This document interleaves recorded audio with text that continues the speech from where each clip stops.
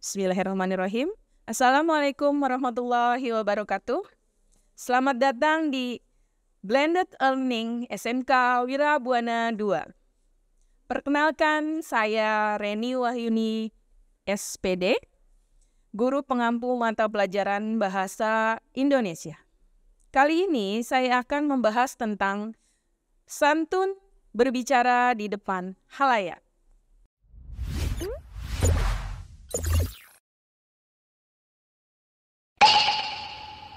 Mengevaluasi informasi dalam teks ceramah, definisi ceramah menurut KBBI, yaitu Kamus Besar Bahasa Indonesia, ceramah didefinisikan sebagai pidato yang dilakukan oleh seseorang di hadapan orang banyak mengenai suatu hal.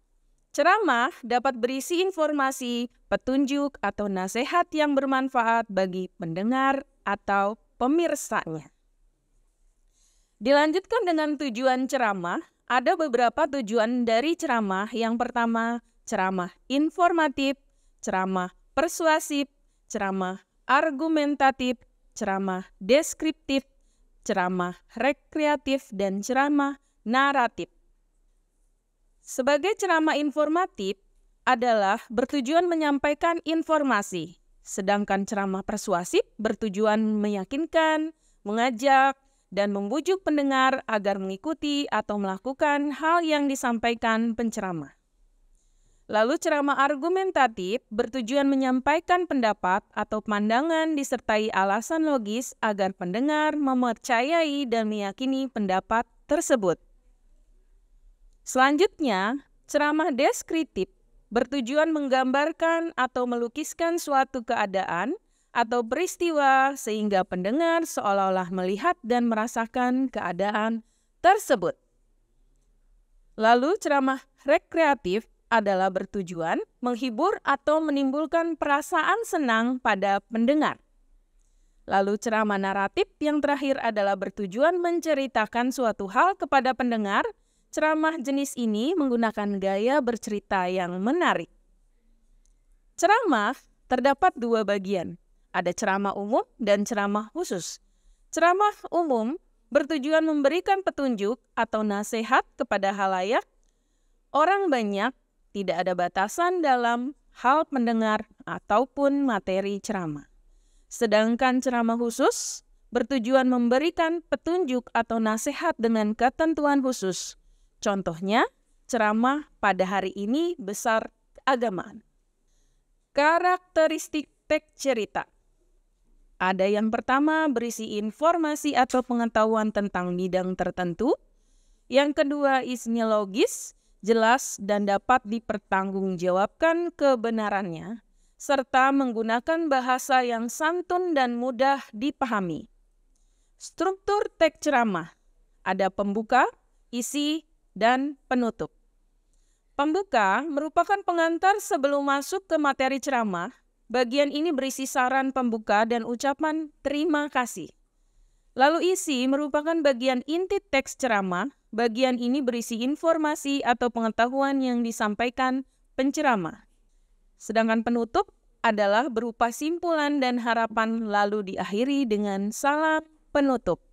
Membandingkan isi teks ceramah dengan teks lainnya, setelah memahami dan mengidentifikasi struktur teks ceramah, akan membandingkan isi teks ceramah dengan teks lainnya. Hal ini bertujuan mengevaluasi dan menilai keakuratan isi teks ceramah secara kritis. Lalu menganalisis kaidah kebahasaan yang digunakan dalam teks ceramah. Menganalisis berarti melakukan penelaahan terhadap bahasa yang digunakan dalam teks. Agar dapat menganalisis dengan baik, Anda harus mampu membaca teks tersebut secara cermat. Selanjutnya, Anda harus mengidentifikasi bagian-bagian yang merupakan kaidah kebahasaan teks ceramah. Kaidah bahasa yang digunakan dalam teks ceramah terdapat 5.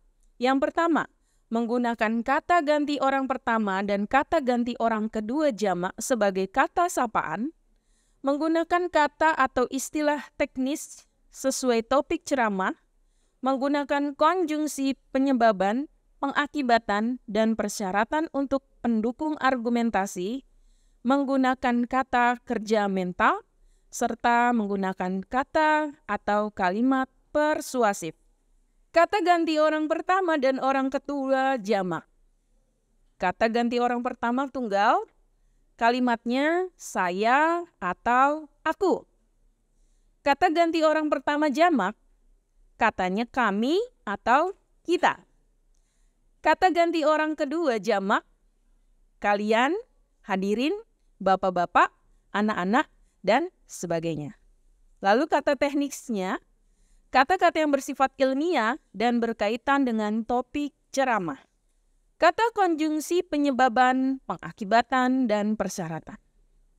Konjungsi penyebaban terdiri dari sebab, karena, dan oleh karena itu. Konjungsi pengakibaban, sehingga dan akibatnya. Konjungsi persyaratan, jika, apabila, dan kalau. Kata kerja mental.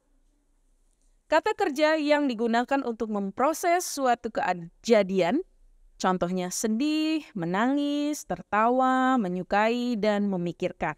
Lalu kalimat persuasif adalah kalimat yang berisi ajakan atau bujukan agar audiens mau melakukan hal yang disampaikan penceramah. Menyusun teks ceramah secara kreatif. Yang pertama, teks eksposisi. Untuk menguji pemahaman, Anda akan berlatih menuangkan gagasan pikiran dan pandangan mengenai suatu hal atau permasalahan yang dekat dengan kehidupan dalam sebuah teks ceramah. Langkah-langkahnya terdapat 5. Yang pertama, menentukan topik. Kedua, merumuskan tujuan. Ketiga, menyusun kerangka teks ceramah.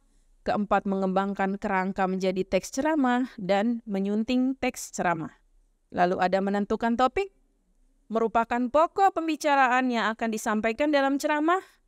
Merumuskan tujuan, menyusun teks ceramah, harus memperhatikan tujuan ceramah yang terdiri atas tujuan umum dan tujuan khusus. Menyusun kerangka teks ceramah, bertujuan pembuatan kerangka teks ceramah adalah memudahkan penyusunan teks secara sistematis, menghindari pengulangan, dan memastikan tidak ada materi penting yang terlupakan. Mengembangkan kerangka menjadi teks ceramah. Kerangka teks yang sudah disusun selanjutnya dikembangkan menjadi teks yang utuh. Penggunaan kaidah kebahasaan yang pemilihan kata yang tepat perlu diperhatikan karena akan sangat mempengaruhi tercapainya tujuan ceramah. Menyunting teks ceramah.